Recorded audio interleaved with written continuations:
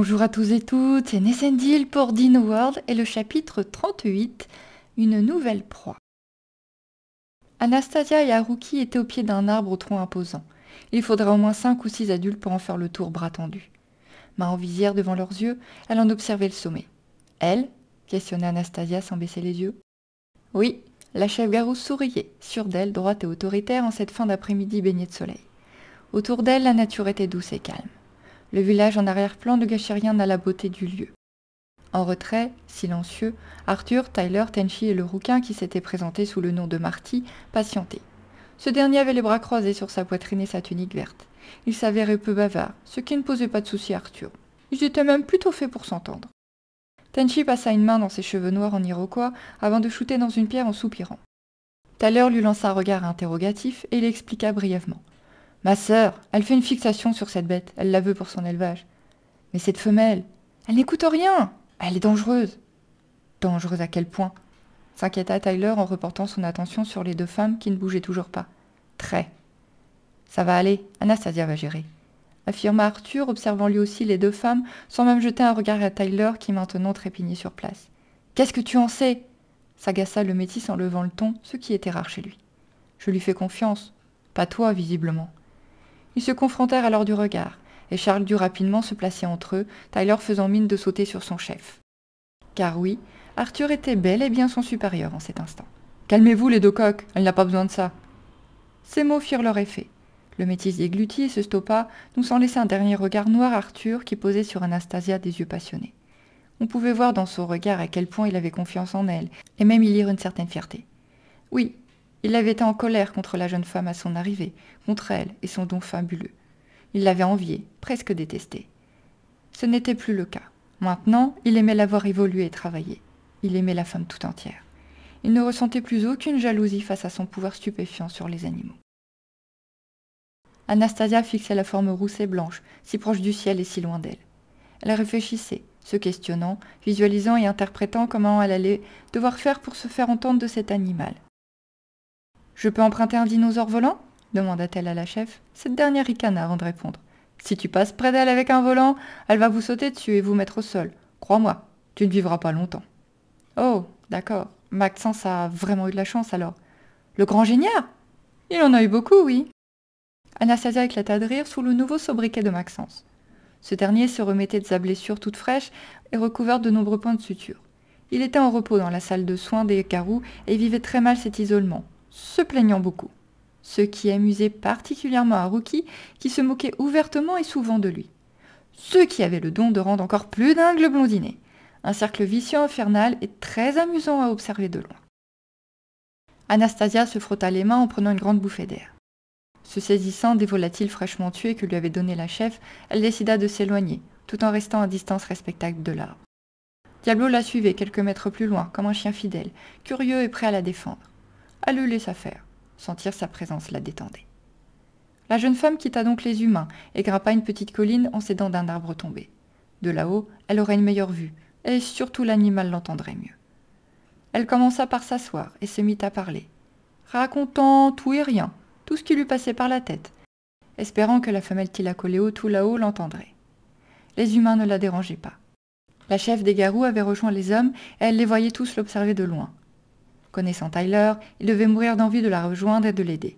Mais elle voulait faire ça seule. Elle ne s'était pas confrontée seule à un animal sauvage qu'elle voulait dompter depuis longtemps. Maxence était toujours alité et Hugo et Mira étaient restés au centre du village. L'un des éleveurs Garous leur montrait les Eudoptera. Ce peuple était un peuple d'éleveurs, bien plus qu'eux. Et Hugo avait beaucoup à apprendre à leur côté et comptait bien en profiter. La jeune femme n'allait pas le voir beaucoup avant leur départ pour la tour. S'ils y allaient. Pour ça, elle devait réussir ce dressage. Sinon, il devrait se débrouiller seul, sans les Garous. Alors elle se remit à parler, puis à chantonner. Là-haut, ça ne bougeait pas. Mais l'animal ne l'attaquait pas non plus. C'était plutôt positif. Concentrée, elle continua ses chants. « Elle n'y arrivera pas », se moqua Tenchi en shootant à nouveau dans une pierre. « Elle va y arriver », répondit Arthur sans lui jeter un regard, entièrement fixé sur Anastasia qu'il voyait à peine au loin. « Vous avez beaucoup à y gagner si elle y parvient. » Haruki se posa près d'Arthur, main sur les hanches. « Vous aussi, non ?» questionna-t-il en lui jetant un bref regard. « Une superbe et puissante femelle pour notre lignée. » Elle la veut depuis des semaines, une vraie fixation, se moqua le frère de la chef. Elle le punit aussitôt d'un regard sévère, lui faisant baisser la tête. C'est peu dire, ajouta le rouquin avec un sourire moqueur. Il eut droit au même regard acéré, mais ses yeux verts restèrent rieurs et il ne broncha pas. Visiblement bien moins impressionné par sa chef que le petit frère de cette dernière. On en a besoin pour notre lignée, se sentit obligée de préciser la jeune femme, du sang neuf et puissant. Nous sommes les meilleurs dresseurs de cette île. Arthur les laissa papoter, sans leur accorder d'importance. Tyler, lui, tournait et piétinait les feuilles de la forêt, stressé et agacé de devoir rester à distance. Après une bonne heure de concentration, Anastasia entendit des bruits de griffes au-dessus d'elle.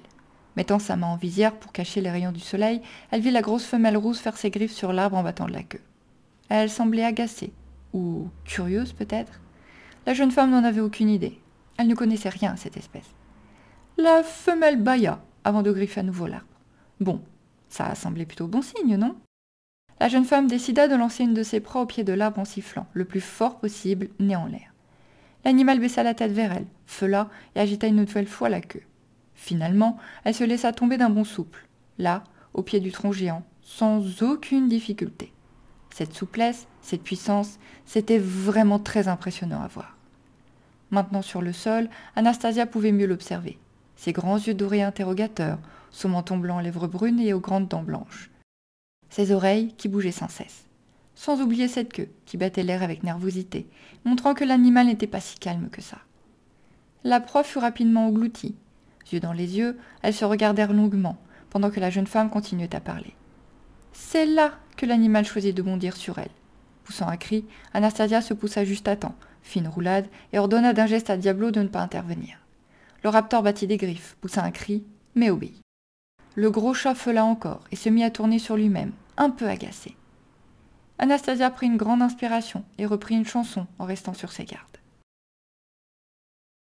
Tyler allait bondir en avant, mais Arthur le retint d'une main sur son torse. « Attends, fais-lui confiance. » Tyler faillit l'insulter lorsqu'il sentit la main sur son torse trembler.